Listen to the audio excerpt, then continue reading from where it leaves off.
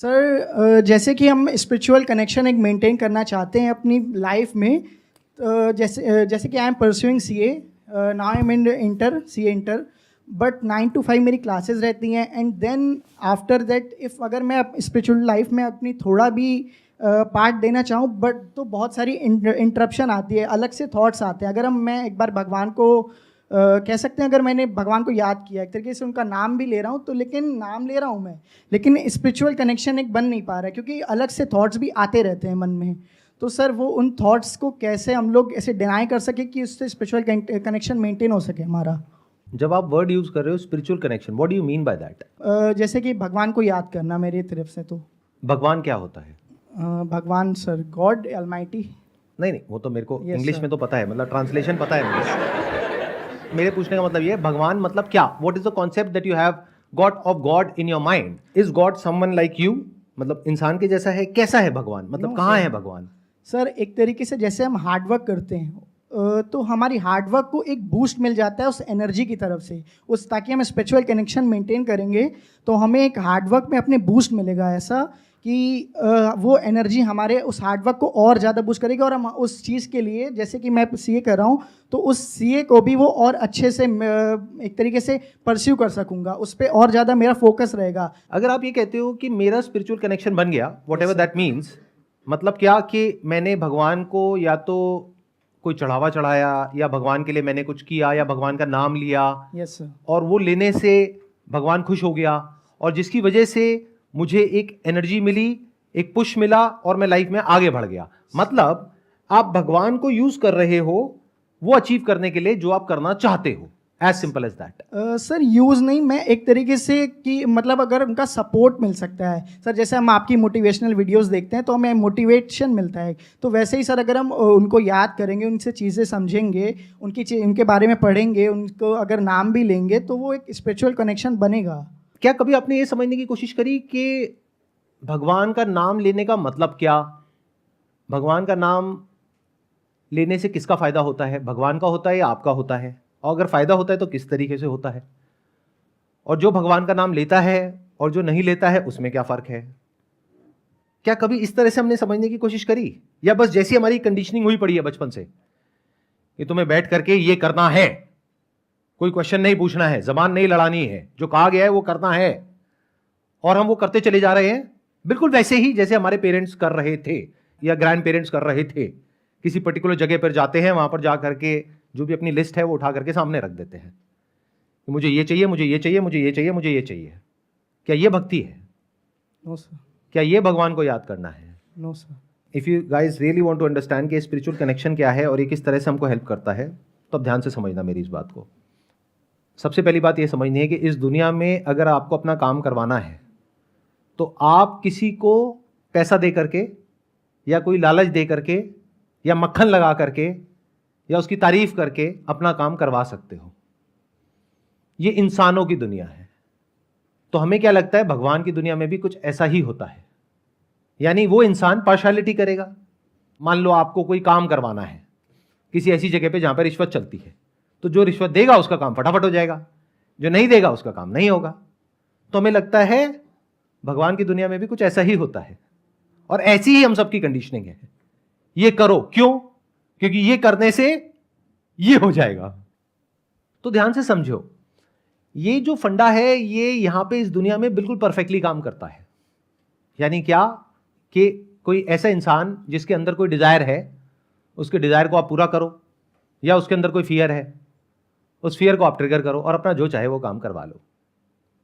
ऐसे ही ये दुनिया चलती है। अपने आप को भी झांक करके देखोगे, आपको समझ आ जाएगा मैं क्या कह रहा हूं।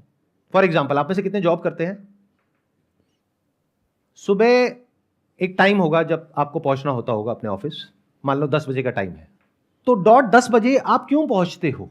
क्योंकि वहां पर पहुंचने से आपको पुण्य मिलेगा, या फिर इसलिए पहुंचते हो क्योंकि अगर टाइम से नहीं पहुंचे, एक आध दिन चल जाएगा, 2 दिन चल जाएगा, लेकिन कुछ दिन बाद आपको उस जॉब से निकाल दिया जाएगा, या फिर आपके पैसे कटेंगे। एग्री कर रहे हैं सारे मेरी इस बात से? तो पीछे क्या आया? Desire and fear. तो हम लोग ऐसे ही ऑपरेट करते हैं। बट अगर आप दुनिया के किसी भी ग्रंथ को पढ़ोगे, वहां पे क्लियरली लिखा हुआ है, God is that which is free from all kinds of desires and fears. तो अब भगवान को क्या रिश्वत दोगे आप? मतलब चाहे आप भगवान का नाम लो या ना लो, उससे भगवान को कोई फर्क नहीं पड़ता है। किसको फर्क पड़ता है? अगर आप भगवान का नाम ले रहे हो तो आपको फर्क पड़ता है। यह क्लियर होना बहुत जरूरी है। यह मत समझो कि भगवान कहीं पर बैठा है और वो ये देख रहा है कि कौन मेरा नाम ले रहा है, कौन मुझे अच्छा बोल रहा है, अच्छा कौन मुझे बुरा बोल रहा है, इसको तो मैं बर्बाद करके छोड़ूंगा। इसने मुझे बुरा कैसे बोल दिया, ये मुझे मानता क्यों नहीं है, इसको मैं नहीं छोड़ूंगा। ऐसा दिखता है अपने आसपास में? आंख खोल करके देखो। बहुत सारे लोग हैं जो भगवान को नहीं मानते हैं, उनके पास कोई कमी नहीं है किसी तरह की, और बहुत सारे लोग हैं जो भगवान को बहुत मानते हैं, उनके पास खाने पीने के लिए भी पैसा नहीं है। क्या ये सच है या मेरी कोई इमेजिनेशन है? अपने आसपास में देखते हो ऐसे लोगों को? और मजे की बात, अलग अलग लोग अलग अलग तरह के कॉन्सेप्ट ऑफ गॉड में बिलीव करते हैं। Your concept of God is different from the concept of God of western civilisation. और कई ऐसी कंट्रीज हैं जहां पर लोग भगवान के कॉन्सेप्ट को मानते ही नहीं है। क्या लोग वहां पर भूखे मर रहे हैं? क्या लोग वहां पर अच्छी लाइफ नहीं जी रहे हैं? अच्छी लाइफ सिर्फ उन्हीं को मिलती है जो भगवान का नाम लेते हैं, भगवान को मानते हैं। ऐसे क्वेश्चंस पूछने होते हैं अपने आप से। इसको समझदारी कहते हैं। सिर्फ भेड़ बकरियों की तरह चलते रहना उसको समझदारी नहीं कहते हैं। यानी जो सब कर रहे हैं वही आप करते चले जा रहे हो और आपको ये लग रहा है कि हाँ उससे कुछ अलग होने वाला है। वही होगा जो सबके साथ हो रहा है। और देख लो अपने आसपास में क्या हो रहा है सबके साथ में। समझो, ऐसी बातें कहीं नहीं होती हैं। आपके घर में ऐसी बातें करने के लिए दम नहीं है किसी के अंदर भी। जरा सा ऐसा कुछ बोल करके देखो, वो कहेंगे अरे अरे क्या बोल रहा है, चुप चुप बोल। डरे हुए, out of fear they are worshipping. और उनका वर्शिप करने का स्टाइल भी देखो क्या है। जब किसी शादी में जाते हैं और खाने की बारी आती है तो देखो कैसे खा रहे होते हैं। गुलाब जामुन खा रहे हैं, यहां से लाट टपक रही है, धीरे धीरे एंड में बचा के रख रहे हैं कि इसको आखिरी में खाऊंगा और धीरे धीरे खाऊंगा, एंड में टेस्ट इसका रह जाएगा ताकि जब डकार आएगी तो मुंह में उसका स्वाद आएगा। ऐसे ही होता है, नहीं होता है? और कभी उन लोगों को ऑब्जर्व करो, जब वो भगवान का नाम लेते हैं तो कैसे लेते हैं। एक फॉर्मेलिटी है जिसको पूरा करना है। क्यों? क्योंकि अगर नहीं करी तो पता नहीं क्या हो जाएगा, भगवान नाराज हो जाएंगे और भगवान की कृपा हम पे से हट जाएगी। उसके बाद में हमारे घर में सारे बीमार हो जाएंगे, चारों तरफ मौत ही मौत होगी, सबकी नौकरियां चली जाएंगी, फाइनेंशियल प्रॉब्लम आ जाएगी, उसके बाद में सारी सुख शांति भंग हो जाएगी, घर में कलेश शुरू हो जाएंगे। तो चुपचाप वो करते रहो जिससे कि भगवान हम पे अपनी कृपा बनाए रखें। तो वो इंसान ये जो कर रहा है वो अपने डर की वजह से कर रहा है, अपने डिजायर की वजह से कर रहा है। उससे भगवान को कोई फर्क नहीं पड़ता है।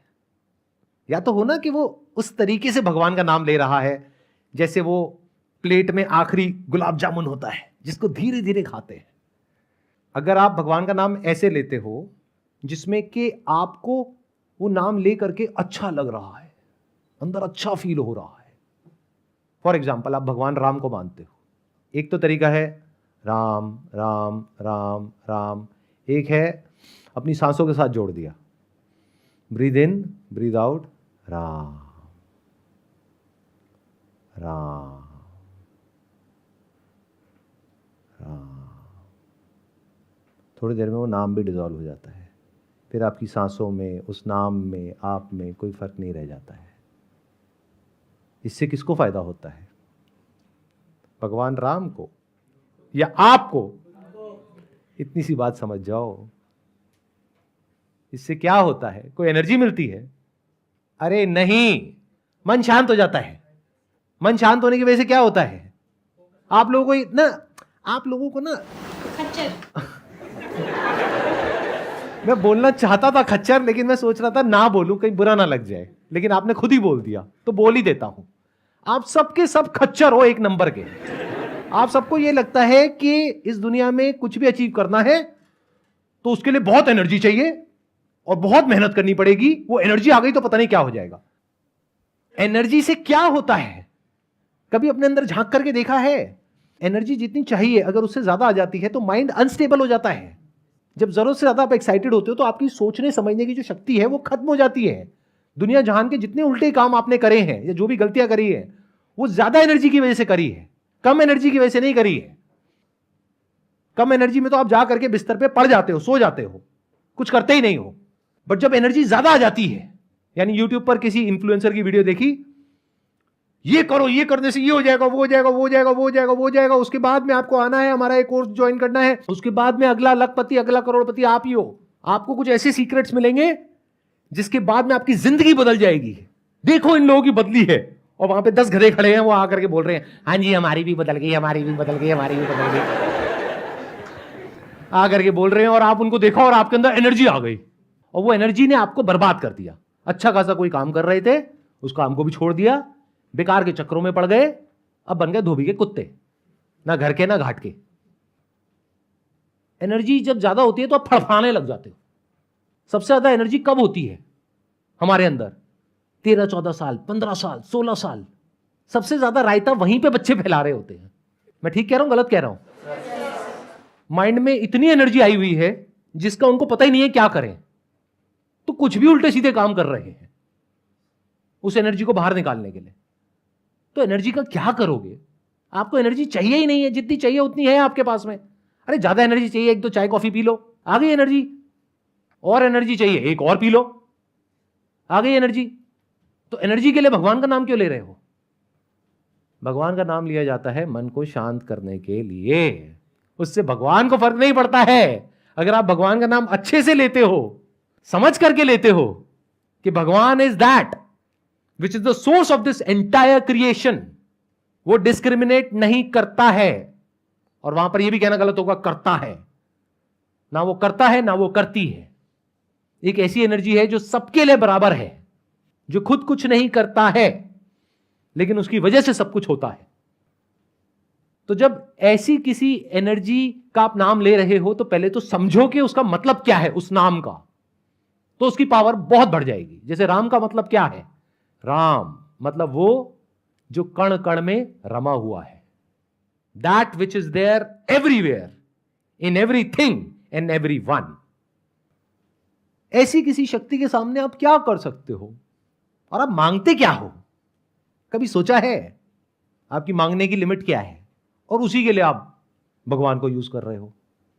फॉर एग्जाम्पल ऐसा है कि आप दुनिया के सबसे अमीर आदमी के सामने गए, जा करके बैठ गए।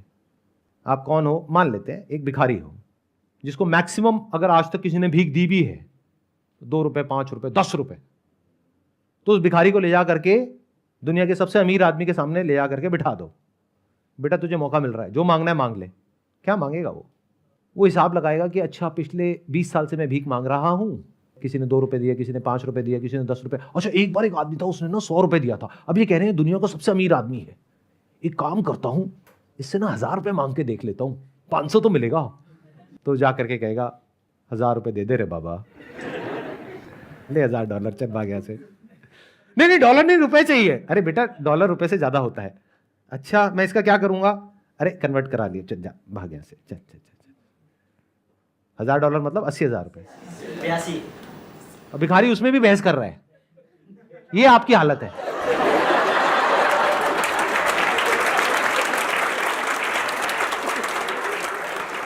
तो मान लेते हैं कि कोई बहुत समझदार इंसान है, वो क्या करेगा? अगर उसको मौका ऐसा मिल गया कि ये दुनिया के सबसे अमीर आदमी है, तुम जो चाहे उनसे मांग सकते हो, वो पता है क्या बोलेगा वहां पे जाकर के? कहेगा मैं आपसे क्या मांगू, जो आप दे सकते हो वो दे दो। अब क्या होगा? वो जो दुनिया का सबसे अमीर आदमी है वो कहेगा ये क्या बोल दिया इसने, जो दे सकते हो वो दे दो। और पूरा मीडिया वहां पर है, वो देख रहा है, भाई मैं कितना दे सकता हूं, मेरे पास में है $200 बिलियन, चल $1 बिलियन तेरा हुआ। समझे मैंने क्या कहा? ऐसे करो भगवान की पूजा। अगर अपने मन को शांत करना है तो भगवान को बोलो, हे भगवान मुझे सही डायरेक्शन दिखाओ लाइफ में, जो मेरे लिए सही है वो करो, वो नहीं जो मैं चाहता हूं। इसको बोलते हैं complete surrender. This is real भक्ति, जिसका कहीं कोई नामो निशान नहीं है। यहां पर कोई डर नहीं है, क्योंकि करना तो आपको ही है जिंदगी में, जो भी करना है। इस सच को देख लो, भगवान ने आपका ठेका नहीं लिया है। भगवान के लिए सब बराबर हैं। तो किसी पर्टिकुलर इंसान के कुछ भी करने से या ना करने से उसको कोई फर्क नहीं पड़ता है। तो भगवान का नाम लेने का मतलब क्या? कि हे भगवान मुझे सद्बुद्धि दो। जैसे गायत्री मंत्र है, अगर उसको आप पढ़ रहे हो तो पहले समझो वहां पर क्या कहा गया है, धियो यो नः प्रचोदयात। इसका मतलब क्या कि मेरी बुद्धि को इस लायक बनाओ कि मैं सच को देख सकूं, समझ सकूं। और यह मत समझना कि भगवान आपकी इस प्रेयर को सुन करके आपको जवाब दे देगा। अगर ऐसा कुछ हो रहा है तो वो आपकी अपनी ही इल्यूजन्स है। यानी सपने में आपने भगवान को देखा, वैसे भगवान को जैसे आप बचपन से देखते आए हो टीवी में या अपने घर वालों से सुनते आए हो, तो वो आपने देखा या उसकी कोई आवाज सुनी और आपको लग रहा है कि भगवान ने मुझसे बात करी। ये सब आपकी अपनी इमेजिनेशंस है। तो क्या हो रहा है एक्चुअल में, आप ध्यान से समझोगे तो आप अपने आप को अगर पूरी तरह से सरेंडर कर सकते हो, फिर चाहे किसी नाम के थ्रू या बिना किसी नाम के, किसी फॉर्म के थ्रू या बिना किसी फॉर्म के, बदले में बिना कुछ भी एक्सपेक्ट किए और बिना किसी डर के, तो ये जो आप कर रहे हो उसका बहुत बड़ा बेनिफिट है। लेकिन बेनिफिट उस वे में नहीं है जैसा आपको लग रहा है। बेनिफिट इस वे में है कि कुछ देर के लिए आपका मन शांत हो जाएगा, और शांत मन से जब आप कोई फैसला करोगे, चाहे कुछ करने का चाहे नहीं करने का, चाहे किसी के साथ रहने का या किसी को छोड़ने का, there is a strong possibility कि वो फैसला सही होगा। ज्यादा एक्साइटेड होकर के यानी ज्यादा एनर्जी के साथ में कोई डिसीजन लोगे वो गलत होगा। डर करके या कम एनर्जी के साथ में कोई एक्शन लोगे वो भी गलत होगा। तो आप एक बैलेंस्ड स्टेट ऑफ माइंड में आ जाते हो थ्रू भक्ति।